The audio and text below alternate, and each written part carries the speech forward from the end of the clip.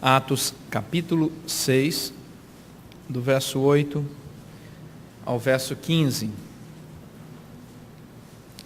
Estevão, cheio de graça e poder, fazia prodígios e grandes sinais entre o povo. Levantaram-se, porém, alguns dos que eram da sinagoga, chamada dos libertos, dos sirineus, dos alexandrinos, dos da Cilícia e Ásia, discutiam com Estevão, e não podiam resistir à sabedoria e ao espírito pelo qual ele falava. Então subornaram homens que dissessem: temos ouvido este homem proferir blasfêmias contra Moisés e contra Deus. Sublevaram o povo, os anciãos e os escribas, e investindo o arrebataram, levando-o ao sinédrio. Apresentaram testemunhas falsas que depuseram: este homem não cessa de falar contra o lugar santo e contra a lei, porque o temos ouvido dizer que esse Jesus, o Nazareno, destruirá este lugar e mudará os costumes que Moisés nos deu. Todos os que estavam assentados no sinédrio, fitando os olhos em Estevão, viram o seu rosto, como se fosse rosto de anjo. Vamos ler o verso 15 juntos? Todos os que estavam assentados no sinédrio, fitando os olhos em Estevão, viram o seu rosto, como se fosse rosto de anjo. Podemos assentar, irmãos? Pedir ao pastor Duzi para orar por nós nesse momento de reflexão da palavra.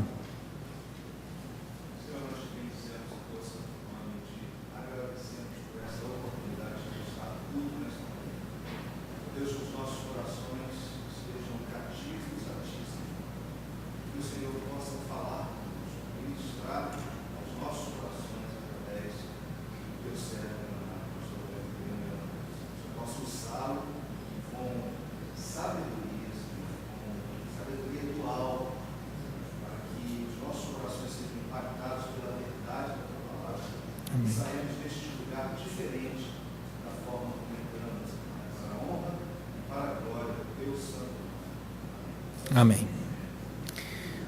Bom, meus irmãos, é tempo de carnaval, e o carnaval é surpreendente, porque as pessoas, elas fazem maquiagens especiais para sair com o seu rosto e o seu corpo brilhando pelas ruas. E muitas vezes as pessoas fazem essas maquiagens projetando aquilo que gostariam de ser. É óbvio que existem pessoas que usam fantasias e fazem maquiagens não daquilo que gostariam de ser, mas apenas como uma expressão de brincadeira, porque senão vai ter muito homem vestido de mulher na rua que vai ficar bravo comigo, né? Mas essa é uma expressão natural. As pessoas querem, quando usam a sua maquiagem, né, quando colocam algum tipo de fantasia, elas querem sim revelar-se de uma maneira diferente. Eu acho muito interessante aquelas propagandas que na televisão agora estão sendo veiculadas com muita frequência sobre cremes para as mulheres. Não sei se as mulheres já prestaram tanta atenção quanto eu, mas vem a idade assim embaixo, né? Aí mostra uma mulher assim e fala assim: 72 anos. Aquele rostinho lisinho, 87 anos, aquele rostinho lisinho, né? E as mulheres assim na sala sempre comentam: eu tenho que comprar esse creme. Aí eu falo: não, compra a câmera. Essa câmera que está filmando é que é um espetáculo, tem um filtro poderoso, né? Então, nós temos esse desejo. E vaidade, ela compõe o nosso universo e ela tem o seu aspecto positivo. Então, a vaidade, ela tem um aspecto muito positivo. Eu não tenho absolutamente nada contra a vaidade, nem a Bíblia tem. O problema é quando ela se torna um fim em si mesmo. Mas o texto aqui conta a história de um homem que teve o seu rosto mudado. Olha aí, mantém sua Bíblia aberta em Atos capítulo 6, você vai perceber que Estevão tem o seu rosto tão mudado que as pessoas, ao olharem para ele, pensavam que ele era um anjo, né? Ou ele parecia um rosto de anjo. Essa expressão tem a ver com a beleza, a sublimidade da aparência de Estevão. Então, se existe um modelo físico de vaidade espiritual para o cristão, deveria ser esse o modelo para nós. Eu não quero ficar com um rostinho de 20 anos, de 18 anos, não quero resgatar essa juventude lá atrás, não. O meu objetivo é ter um rosto com uma aparência tal que pareça um rosto de anjo. Essa é a leitura de Atos capítulo 6.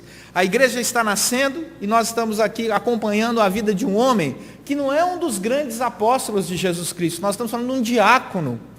Um diácono eleito pela igreja, Estevão. Muitas vezes, quando se fala de grandes poderes espirituais, de grandes experiências espirituais na Bíblia, restringe-se à ação dos discípulos, dos apóstolos, pessoas que estavam intimamente ligadas com Jesus. Mas aqui não. Aqui é um diácono que foi eleito pela igreja, era um rapaz bom, né? E a igreja gostava dele, percebia nele a capacidade de servir, e falava, vamos eleger esse diácono. Parece-nos que essa intimidade com Deus, essa possibilidade de ter um rosto como de anjo, está acessível não apenas aos grandes apóstolos, mas a qualquer um de nós. E a Bíblia vai mostrar que existe uma história sobre esse rosto que reflete a intimidade com Deus. Ele começa, essa história nasce pela primeira vez lá em Moisés, em Êxodo capítulo 34. Dá uma voltinha aí na sua Bíblia, lá no começo, no segundo livro da Bíblia, o livro de Êxodo, capítulo 34. Pela primeira vez encontramos uma história narrada assim, do encontro de um homem com Deus. Agora é Moisés. E Êxodo 34 diz, a partir do verso 29, que Moisés tem um encontro com Deus. E quando desceu Moisés do monte Sinai, tendo nas mãos as 2 tábuas do testemunho, sim, quando desceu do monte, não sabia Moisés que a pele do seu rosto resplandecia, depois de haver Deus falado com ele. Olhando Arão e todos os filhos de Israel para Moisés, eis que resplandecia a pele do seu rosto, e temeram chegar-se a ele. É interessante essa experiência. Moisés, ele tem tamanha intimidade com Deus, que quando ele desce, o seu rosto está resplandecente, e ele não percebe. Essa é uma característica muito divina. Deus não permite que o próprio detentor do brilho no rosto perceba a ação de Deus de forma tão especial sobre a vida dele, para que não gere no coração dele qualquer tipo de soberba. Ele tem uma grande intimidade com Deus, isso está claro, né? Como nós diríamos em português, está na cara, que ele tem grande intimidade com Deus, mas ele mesmo não percebe. Moisés não percebeu, Estevão não percebeu, as outras pessoas é que perceberam. Isso aconteceu com um homem comum, chamado Estevão, isso aconteceu com um homem muito especial, chamado Moisés, mas isso também aconteceu, essa mesma experiência, com o Senhor dos Senhores. O Senhor Jesus, lá em Mateus capítulo 17, passa pela mesma experiência. Mateus capítulo 17, primeiro livro aí do Novo Testamento. O livro de Mateus, no capítulo 17, conta que Jesus caminha com Pedro, Tiago e João para um monte, sobe um monte, e eles vão orar. Jesus, Pedro, Tiago e João. Mateus capítulo 17, versículo 2. Durante esse momento ali, Jesus é transfigurado diante deles, e diz o texto, e o seu rosto resplandecia como o sol. O seu rosto resplandecia como o sol. Aí nós olhamos para esses 3 textos e começamos a pensar, peraí, Moisés é um homem especial, Deus o levantou para trazer a lei. Jesus nem se fala, é o Deus vivo encarnado entre nós, eles têm essa experiência. Agora, Estevão é um homem como nós, é um diácono, uma pessoa eleita pela igreja, que está servindo a igreja, ele também tem essa experiência. Vem a pergunta que não quer calar, será que eu aqui, pobre mortal, também posso ter esse tipo de experiência? A resposta é de Paulo, em 2 Coríntios capítulo 3, versículo 18. Paulo, em 2 Coríntios capítulo 3, fala sobre o processo de conversão na vida do judeu, e Paulo, em 2 Coríntios capítulo 3, fala do processo de conversão nosso. E ele diz, a partir do verso 16 aí do capítulo 3 até o verso 18 de 2 Coríntios, ele diz assim: quando, porém, alguns deles se convertem ao Senhor, o véu lhe é retirado. Ora, o Senhor é o Espírito, e onde está o Espírito do Senhor, aí há liberdade. E todos nós, com o rosto desvendado, contemplando como por espelho a glória do Senhor, somos transformados de glória em glória, na sua própria imagem, como pelo Senhor, o Espírito. O que Paulo diz é que o véu está em primeiro lugar no nosso coração. Esse é o contexto desse texto. E que o processo de conversão, da ação de Deus em nós, dentro do nosso coração, é que Deus retira o véu que atrapalha a nossa visão espiritual. João Calvino diz que a conversão é como se nós usássemos um óculos cheio de lama e não conseguíssemos encontrar nada que guiasse a nossa vida. E de repente você começa a ter os seus óculos lavados pela ação do Espírito Santo, e você começa a perceber a vontade de Deus e o caminho de Deus para a sua vida de maneira clara, e você anda com desenvoltura e certeza e sem tropeçar naquilo que Deus deseja para você. Paulo diz aqui em 2 Coríntios o seguinte: Deus, em primeiro lugar, desvendou, revelou, tirou o véu, mostrou para nós a vontade dele, o senhorio dele na nossa vida. Ele mostrou quem nós éramos, processo de arrependimento e fé, e mostrou quem ele é. Isso é conversão. Então nós, dentro do nosso coração, começamos a entender que nós não vamos conseguir mais viver sem Deus. Somos chamados pelo Espírito Santo, num processo que a teologia chama de graça irresistível, não tem como você resistir, à comunhão com Deus. Deus te tira lá do lamaçal do pecado, te coloca na presença dele, e as coisas começam a fazer sentido, o seu coração começa a ser desvendado, o seu rosto começa a brilhar pela presença de Deus. Paulo diz, isso é acessível a todos nós. Agora, depende o grau de intimidade e o momento e a necessidade, você terá cada vez mais experiências com Deus. E isso aconteceu aqui na vida de Estevão. Então volta lá para Atos capítulo 6, para nós colocarmos a agenda de Estevão ao lado da nossa agenda, para percebermos dentro da nossa agenda como pode acontecer esse desvendar de Deus dentro do nosso coração e o brilhar de Deus no nosso rosto, na nossa vida. Primeira coisa que nós vamos perceber aqui nessa história é o versículo 5 de Atos 6. Quem é Estevão? Estevão, Atos 6:5, é um homem cheio de fé e cheio do Espírito Santo.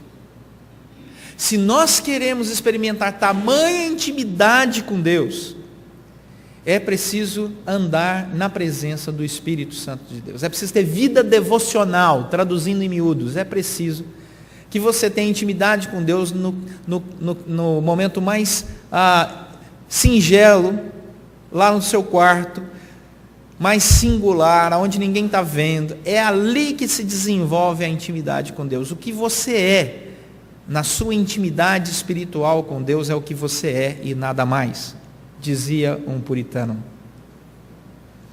O que você é na sua intimidade com Deus, sozinho ali, só Ele e você, é o que você é e nada mais. Então é naquele momento ali que se desenvolve o seu processo de intimidade, lá no seu quarto, no tempo que você ora, que você lê a palavra, que você canta louvores, que você chora agradecendo ou clamando. É ali naquela intimidade que se desenvolve a possibilidade do véu ser aberto cada vez mais e o seu rosto brilhar na presença de Deus. Não para a sua honra e glória, mas para a honra e glória de Deus.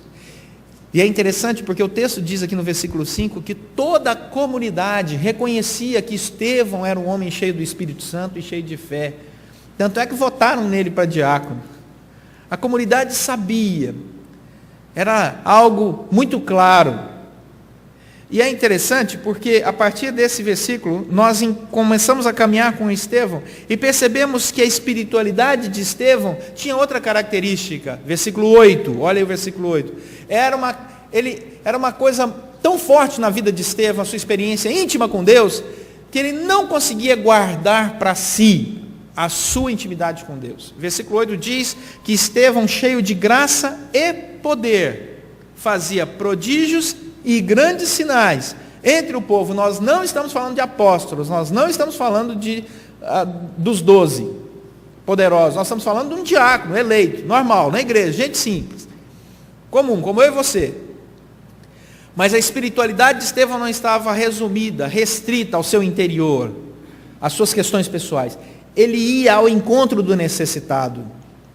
Porque a espiritualidade verdadeira, ela se move na direção daquele que necessita. E o prodígio e o sinal, ele está diretamente ligado à carência do outro. Prodígio e sinal é cura. É o braço forte da assistência social. Prodígio e sinal é a palavra de Deus poderosa entregue para aquela pessoa que está em profunda depressão e necessidade. Então Estevão tinha uma intimidade com Deus ali, na simplicidade do seu quarto, na singularidade do seu momento com Deus, mas ela também era extramuros. Ele alcançava aqueles que precisavam lá fora, ele se importava com os outros, ele ia até o outro e falava com o outro, e Deus abençoava a vida daquele com quem ele se relacionava. Olha, vida cristã assim é muito bonita. Mas o texto não para aí. E se você ler bem, você vai perceber que no versículo 9, entra sempre a palavrinha porém. Levantaram-se, porém, alguns dos que eram da sinagoga chamada dos libertos, ou seja, gente até do meio espiritual mesmo. E eles não podiam resistir à sabedoria que Estevão tinha, porque o Espírito dava a ele essa sabedoria, versículo 10. Então diz o texto que esse povo se levanta contra Estevão. E aí eles viajam para Brasília, que é o melhor lugar para fazer isso, versículo 11, subornaram alguns, versículo 12, sublevaram outros, investiram e arrebataram alguns, e versículo 13, apresentaram falsas testemunhas. Perceberam? Gastaram tempo. Porque o inimigo, ele gasta tempo nas suas armadilhas. Não se preparam armadilhas espirituais assim da noite para o dia, não. Ele gasta tempo, ele pensa, ele planeja, ele arruma sócios. Jesus Cristo falou, não se engane, o mundo é seu inimigo. O mundo odeia o cristão. É interessante essa pós-modernidade que nós vivemos, porque algumas pessoas por aí começam a acreditar num evangelho onde é possível ser amigo do mundo e amigo de Deus, mas não é isso que a Bíblia diz, não. Ou você é amigo de Deus ou você é amigo do mundo, porque Tiago capítulo 4 diz, por acaso vocês não compreendem que a amizade do mundo é inimiga? Ou é inimizade contra Deus? Não há como somar as duas coisas. Ou você se posiciona como amigo de Deus e, obviamente, inimigo do mundo, ou você se posiciona como amigo do mundo e é inimigo de Deus. Não tem outra saída. Ah, mas eu queria agradar a todos. Ah, tudo bem, o inferno também está cheio de gente com esse mesmo sentimento. Mas a palavra do Senhor é clara com relação a isso. Então, Estevão é amigo de Deus.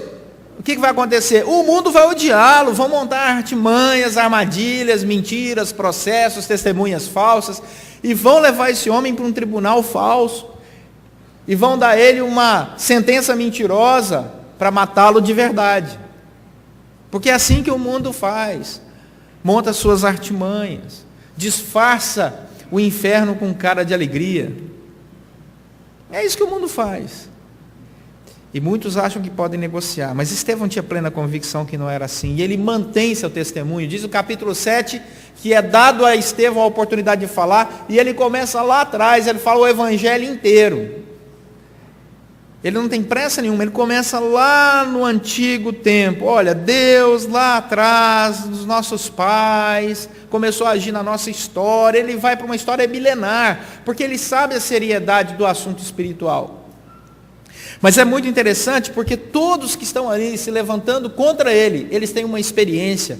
Porque não se engane, Deus dá a oportunidade até para os perdidos de ter o contato com pessoas que lhes entreguem o evangelho.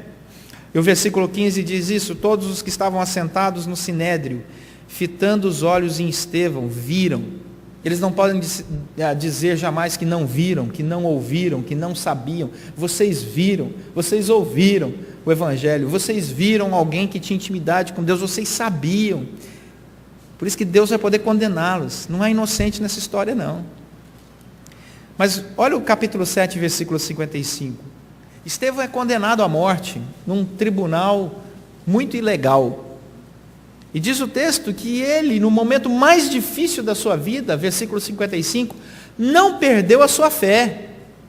Estevão não era uma pessoa que andava com Deus só nos momentos de alegria, não. O momento é difícil, eu continuo com Deus. Aí ele diz aí no versículo 55 do capítulo 7, Estevão, cheio do Espírito Santo, fitou os olhos no céu e viu a glória de Deus e Jesus que estava à sua direita, e disse: eis que vejo os céus abertos e o Filho do homem em pé à destra de Deus.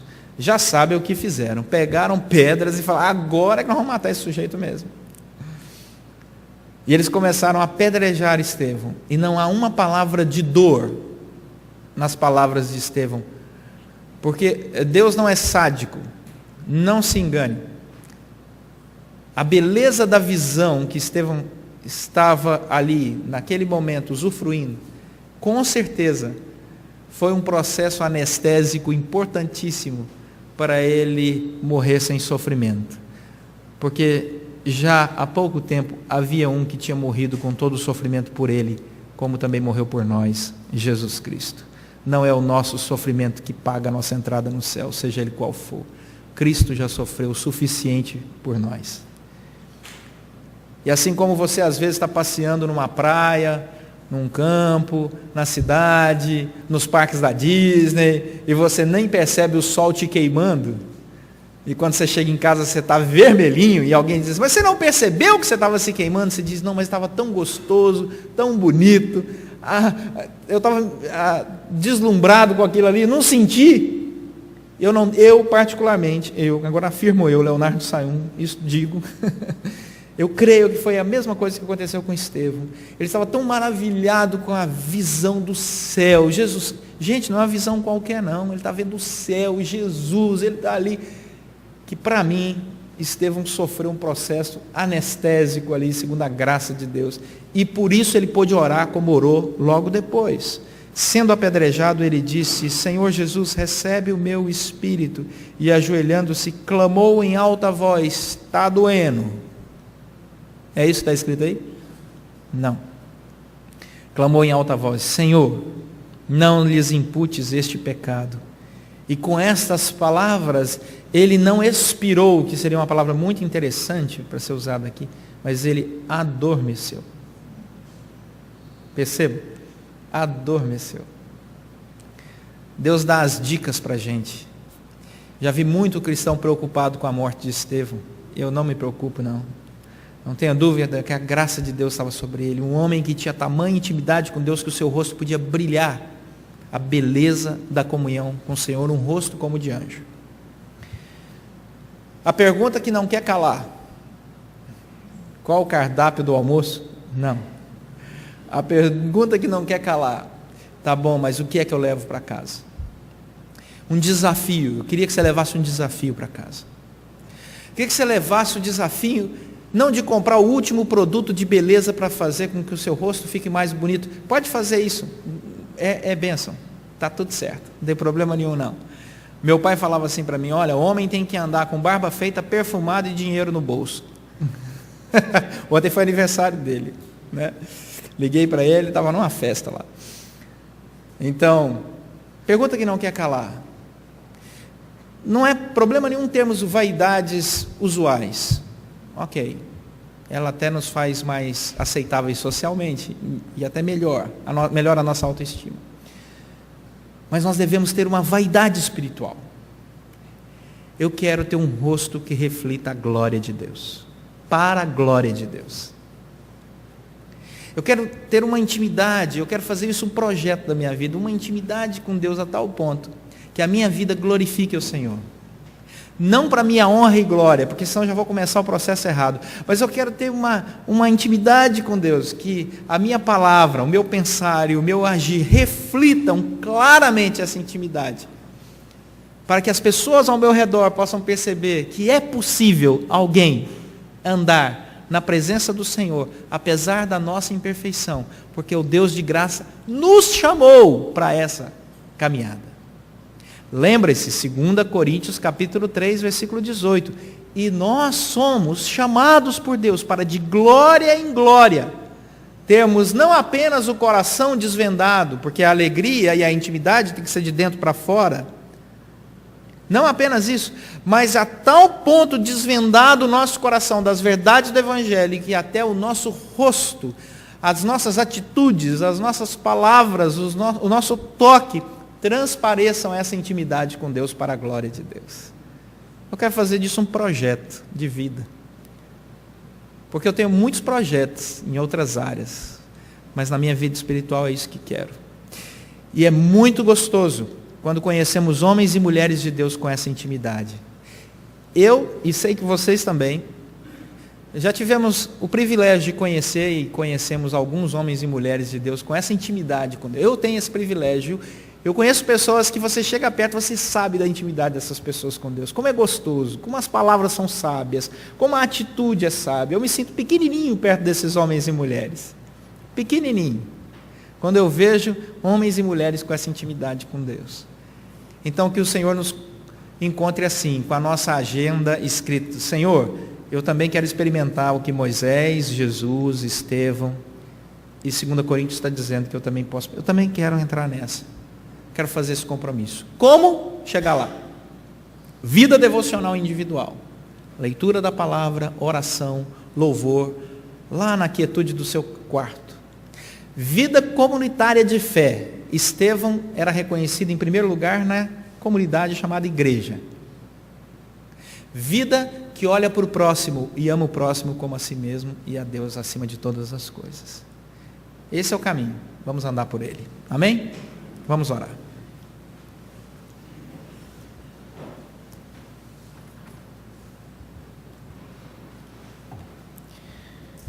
Quero convidar você a fechar seus olhos e ter um momento de reflexão aqui na casa do Senhor. Esse lugar foi edificado para a sua espiritualidade. Homens e mulheres consagraram dízimos e ofertas para esse templo ser construído. Alguns estão aqui conosco. Esse ambiente, desde o começo, já foi separado para que Deus se alegrasse com 2 ou 3 aqui reunidos em seu nome. E nós somos muito mais do que 2 ou 3. E a palavra do Senhor diz que onde 2 ou 3 estiverem reunidos, Ele estaria no nosso meio.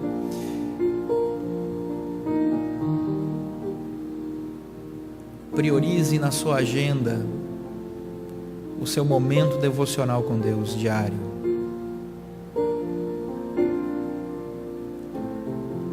Separe um tempo para ouvir Deus falar. Não apenas para você falar com Ele, mas em silêncio. Medita e ora.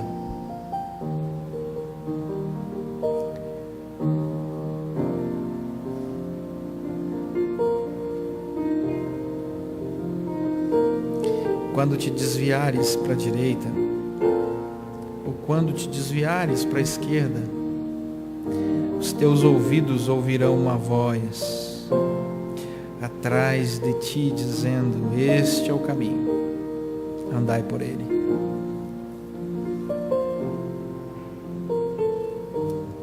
Deus não nos desampara.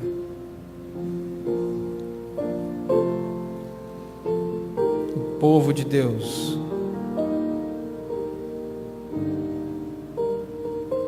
povo bem-aventurado. Bem-aventurados todos os que nele esperam. Senhor, nosso Deus e Pai, nesse mundo tão agitado e barulhento, muitas vezes o barulho invade nossa alma, nossa mente. Ó Deus, e nos sentimos tão conturbados, com tantos problemas, pensamentos, que não encontramos o tempo para o silêncio de nossa alma na Tua presença. Mas aqui, nesse lugar santo, separado, reservado, construído, edificado, consolidado por Ti, através do Teu povo, para o Teu povo, queremos entrar na Tua presença, na quietude e singeleza de nossa alma. E queremos dizer, ó Deus, que nós amamos o Senhor. Nós amamos o Senhor.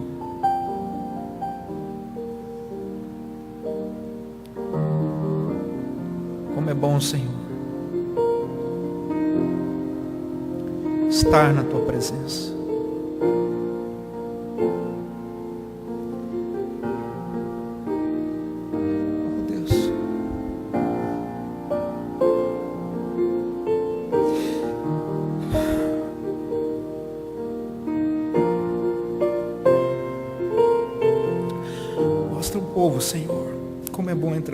presença, Senhor. Na quietude do nosso quarto. Tem misericórdia, Senhor.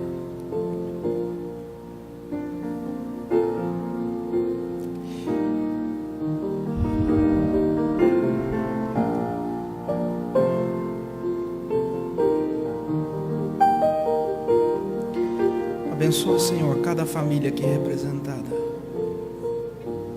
e traz a paz que excede todo entendimento. Retira, ó Deus, todos os empecilhos, destrói as muralhas e quebra as cadeias. E em nome de Jesus Cristo, revela teu poder.